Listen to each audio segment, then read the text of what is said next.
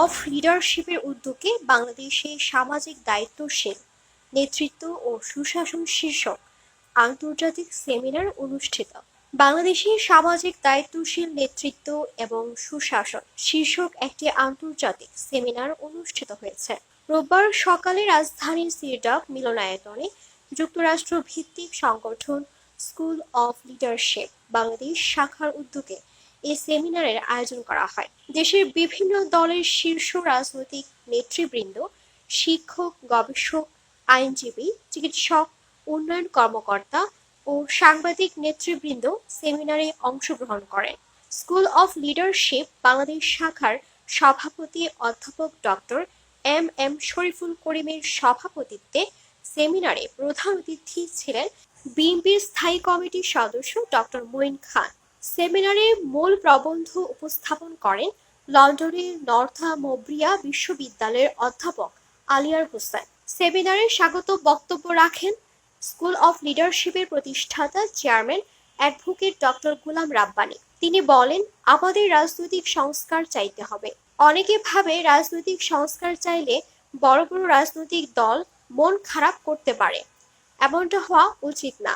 রাষ্ট্র সংস্কারের পাশাপাশি রাজনৈতিক সংস্কার জরুরি। স্কুল অফ লিডারশিপ বাংলাদেশ চ্যাপ্টারের কর্মকর্তাদের এই অসাধারণ উদ্যোগের জন্য কৃতজ্ঞতা জ্ঞাপন করেন। প্রধান অতিথির বক্তব্যে বিএনপির স্থায়ী কমিটির সদস্য ডক্টর মঈন খান বলেন, নেতা হতে গেলে রাজনৈতিক দায়বদ্ধতা থাকা জরুরি। অনেককে বলতে শোনা যায়, বিএনপি ক্ষমতায় গেলে স্বৈরাচার হয়ে উঠবে। এমন কথায় আমি হতবাক হই। বিএনপি সরকার হিসেবে দীর্ঘদিন দেশ পরিচালনা করেছে। ভুল ত্রুটি ছিল, কিন্তু বিএনপি কখনো স্বৈরাচারী ভূমিকায় অবতীর্ণ হয়নি। বিএনপি দেশ পরিচালনার দায়িত্ব পেলে স্বৈরাচারী হয়ে উঠবে না, জনগণের কল্যাণে কাজ করবে।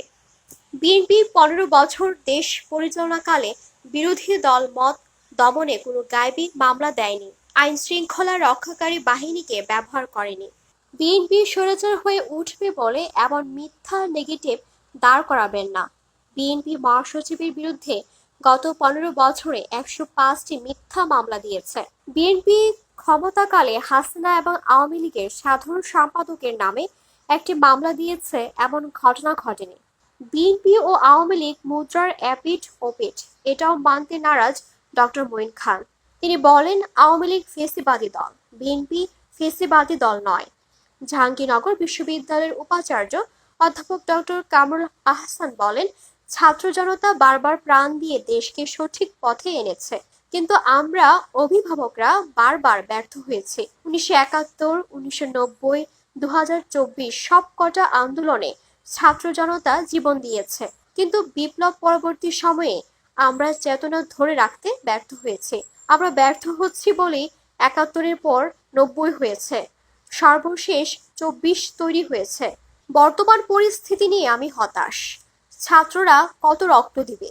কেন দেশে এখন নেতৃত্ব সংকট? এর জন্য সকল পক্ষ দায় এড়াতে পারে না। গণসংহতি পার্টির সভাপতি জুনায়েদ সাকি বলেন, গণতান্ত্রিক চর্চা প্রসারিত করতে হবে। গণতান্ত্রিক চর্চা না করে ফেসিবাদের বিরুদ্ধে লড়াই করা যাবে না। অন্তর্বর্তীকালীন সরকারের মাঝেও গণতান্ত্রিক চর্চার মধ্যে ঘাটতি দেখা যাচ্ছে, যার ফলে ঐক্য বিনষ্ট হচ্ছে, বিরোধ তৈরি হচ্ছে। দেশের স্বার্থে জাতীয় ঐক্যের ক্ষেত্রে সবার সহযোগিতা দরকার। এর জন্য প্রধান দায়িত্ব সরকারের। তাদের উচিত সকল দলের সাথে কথা বলে আস্থার মধ্যে আনতে হবে। নির্দিষ্ট দলের প্রতি ঝুঁকে গেলে বিরোধ সৃষ্টি হবে। এবি পার্টির সাধারণ সম্পাদক ব্যারিস্টার আসাদুজ্জামান ফুয়াদ বলেন, আমিত্বের যে কালচার, এটা থেকে বের হয়ে আসতে হবে। পূর্বের ফেসিবাদ সরকারকে বলতে শুনতাম, আমি মোবাইল দিয়েছি, আমি ইন্টারনেট দিয়েছি, আমি পদ্মা সেতু করেছি। প্রকৃত লিডাররা আমি বলবে না, বলবে আমার সরকার এসব করেছে। কেন আমাদের প্রকৃত লিডারশিপ তৈরি হচ্ছে না? এর জন্য দলগুলোর পাশাপাশি পরিবারও দায়ী। আমাদের পরিবার আমাদেরকে রাজনীতির বাইরে রেখে ঘরোয়া টিকটিকি বানায় রাখছে। পরিবার, স্কুল, কলেজ, বিশ্ববিদ্যালয় থেকে লিডারশিপ তৈরি করতে হবে। চ্যালেঞ্জ নেওয়া শিখতে হবে জীবনের প্রতিটা স্তরে। এনডিএম চেয়ারম্যান ববি হাজ্জজ বলেন, পতিত হাসিনাকে নিয়ে আলোচনা করার প্রয়োজন নেই। আমি এটা করেছি, ওটা করেছি সেদিন আর আসবে না। শহীদ প্রেসিডেন্ট জিয়াউর রহমান একটা সমৃদ্ধ বাংলাদেশের স্বপ্ন দেখেছিলেন। সে পরম্পরায় বেগম খালেদা জিয়ার স্যাক্রিফাইসের কারণে জনগণ তাকে আপসহীন নেত্রী উপাধি দিয়েছে। জুলাই আন্দোলনে তারেক রহমানের অবদান অনস্বীকার্য। তিনি আন্দোলনে ওতপ্রোতভাবে জড়িত ছিলেন। প্রেস ক্লাবের সভাপতি কবি হাসান হাফিজ বলেন, আগামী নির্বাচনে স্বচ্ছতা, জবাবদিহিতা আওতায় আনতে বিভিন্ন পেশাজীবীদের নিয়ে একটি মনিটরিং কমিটি গঠন করতে পারি। ভারতের সাথে বন্ধুত্ব চায়, কিন্তু মাথা বিক্রি করতে চায় না। কাঁটাতারে ফেলানির লাশ চায় না। বন্ধুত্ব হবে সমতার ভিত্তিতে। গত 15 বছরে ফেসিবাদ আমাদের ধ্বংস করে দিয়েছে। বর্তমান সরকার কাজ করে যাচ্ছে। কোনো কোনো উপদেষ্টা অপরিপক্কতার পরিচয় দিচ্ছে।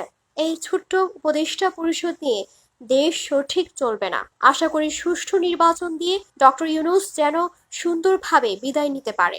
রাজনৈতিক দলগুলোর পরস্পরের প্রতি শ্রদ্ধাশীল হতে হবে। বিএনপি ভারপ্রাপ্ত চেয়ারম্যান উপদেষ্টা ডক্টর মাহাদি আমিন বলেন, নতজানু পররাষ্ট্রনীতি, কৃষি বিপ্লব, খাল খনন, গার্মেন্টস শিল্প শহীদ প্রেসিডেন্ট জিয়াউর রহমানের হাত ধরে শুরু হয়েছিল। তিনি ছিলেন বহুদলীয় গণতন্ত্রের জনক। নেতৃত্বের কথা যদি দেশে আসতে হয়, তাহলে দেশের জন্য ইতিবাচক নেতৃত্বে শহীদ প্রেসিডেন্ট জিয়াউর রহমানের নামই আসবে। গত 15 বছরে বিএনপি সবচেয়ে বেশি নির্যাতিত, নিপীড়িত ছিল। 500-এর অধিক বিএনপি নেতাকর্মী জুলাই আন্দোলনে শহীদ হয়েছে। 31 দফার মাধ্যমে সংস্কারের কথা এদেশে প্রথম বলেন তারেক রহমান। 31 দফা বাস্তবায়ন হলে দেশে পর্যাপ্ত সংস্কার হবে। School of leadership USA Bangladesh চ্যাপ্টারের নির্বাহী পরিচালক ডক্টর জামিল আহমেদের সঞ্চালনায় সেমিনারে আমন্ত্রিত অতিথি হিসাবে বক্তব্য রাখেন স্কুল অফ লিডারশিপ বাংলাদেশ চ্যাপ্টারের প্রতিনিধি ফয়েজ কাউসার, মেজর জেনারেল আশরাফ উদ্দিন অবসরপ্রাপ্ত। আর উপস্থিত ছিলেন কৃষিবিদ Shamimur Rahman Shamim, school of leadership সমন্বয়ক মেজর সিদ্দিক, অধ্যাপক ডক্টর একেএম মতিনুর রহমান এবং ইয়ুথ পার্লামেন্ট সভাপতি অ্যাডভোকেট আমিনুল ইসলাম মুনির প্রমুখ। উল্লেখ্য, সেমিনারে বিদেশি ডেলিগেটগণ অনলাইন প্ল্যাটফর্মে যুক্ত ছিলেন।